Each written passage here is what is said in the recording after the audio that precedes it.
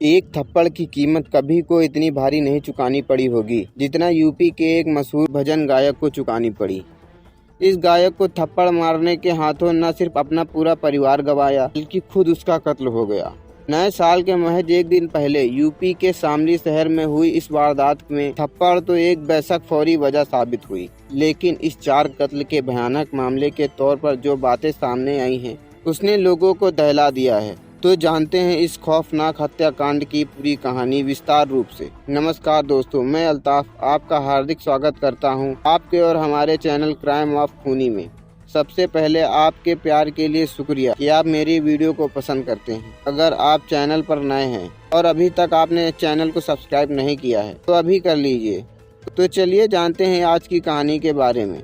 UP के शामली शहर में पंजाबी कॉलोनी में उलझन का माहौल था। वजह यह थी कि यहाँ रहने वाले मशहूर भजन गायक अजय पाठक और उनका पूरा परिवार सुबह से किसी को नजर नहीं आया। वैसे तो उनके घर के दरवाजे पर ताला लगा था, मगर हैरानी की बात यह थी कि परिवार के सभी चारों लोगों का मोबाइल स्विच ऑफ था। 42 साल के अजय पाठक अपने मकान की ऊपरी मंजिल पर अपनी पत्नी और 2 बच्चों 15 साल की बेटी वसुंधरा और 10 साल की बेटी भागवत साथ रहते थे। मकान के ग्राउंड फ्लोर पर उनके बुजुर्ग चाचा दर्शन पाठक रहते थे और उनके भाई अपने परिवार के साथ रहते थे। लेकिन किसी को पाठक परिवार के इन 4 लोगों के बारे में कुछ पता नहीं चल पा रहा था। ऐसे में नाते रिश्तेदार और मोहल्ले वाले अधिकार हिम्मत करके पाठक परिवार के बंद मकान के अंदर झांकने का फैसला कर लिया। मकान के गेट के साथ बना छोटा सा गेट खुला था, लेकिन ऊपर की मंजिल में जहां अजय पाठक रहते थे वहां बाहर से ताला लगा हुआ था। फिक्रमंद मोहल्ले वालों ने दोपहर होते होते ये ताला तोड़ दिया और जैसे ही अंदर गए घर का मंजर देखकर सबकी रूह कांप उठी।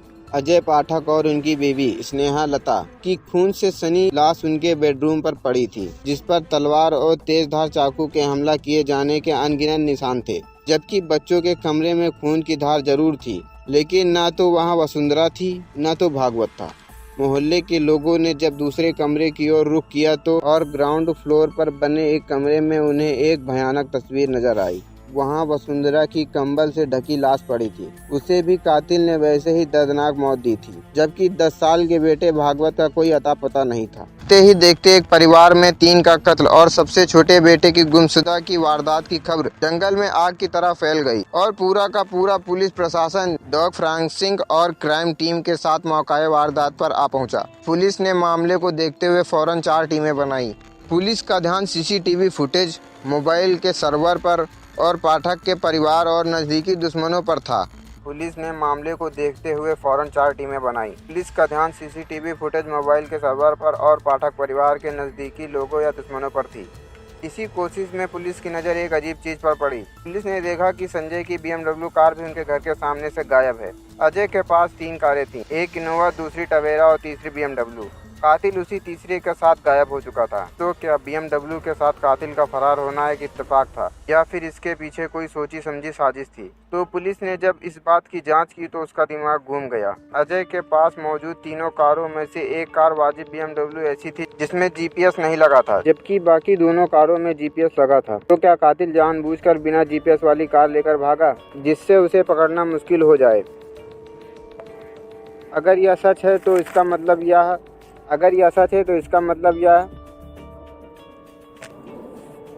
अगर यही सच था तो इसका मतलब यह हुआ कि कातिल जो भी था वो अजय के बहुत करीब था। एक सवाल यह भी था क्या कातिल अजय के परिवार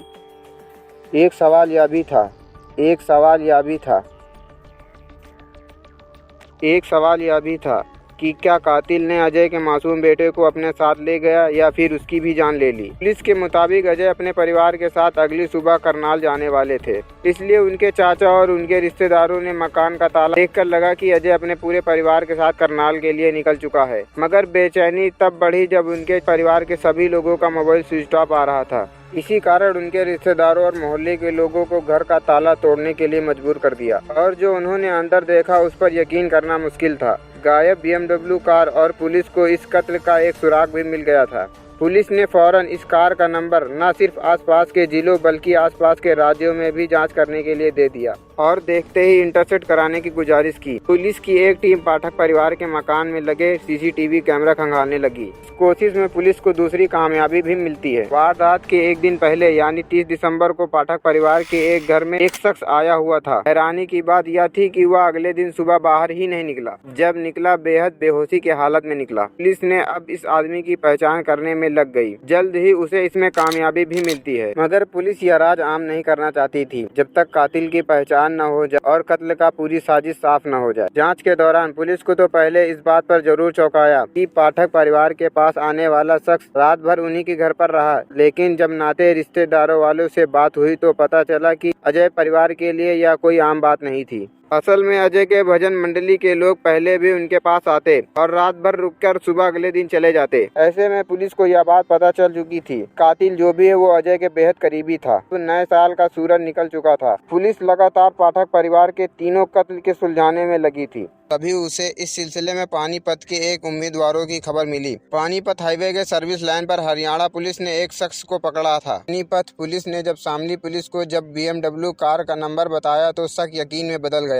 यही कार थी जिसे कातिल ने पाठक के मकान के सामने से छुड़ा कर ले गया था और कातिल का हुलिया भी ठीक उसी शक्ल में मिल रहा था।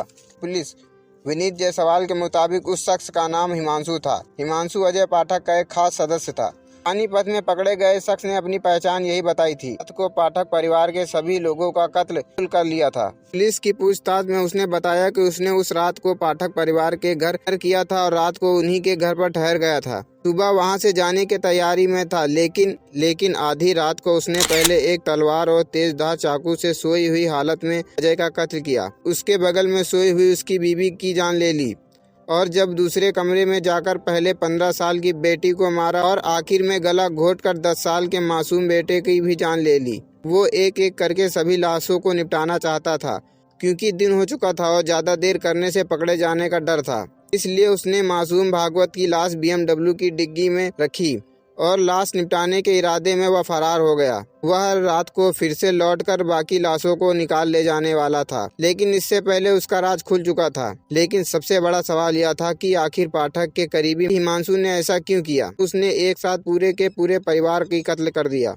पाठक परिवार हत्याकांड का दूसरा पहलू जानना भी जरूरी था। असल में हिमांशु न सिर्फ अजय का नजदीकी था, बल्कि उसके पाठक के साथ पैसे का लेन देन भी था। उसने पाठक को कमेटी के लिए 70,000 रुपए दिए थे और काफी दिनों से उससे ये रुपए वापस मांग रहा था। हिमांशु ने बैंक से लोन भी ले रखा था और न चुका पाने की वजह से लीगल नोटिस भी आ चुका था, यानी रुपए पैसों की तंगी से जूझ रहा था। लेकिन रुपए लौटा देना तो दूर की बात, अजय न सिर्फ उसे गाली गलौज दी बल्कि 3-4 थप्पड़ भी रसीद कर दिए।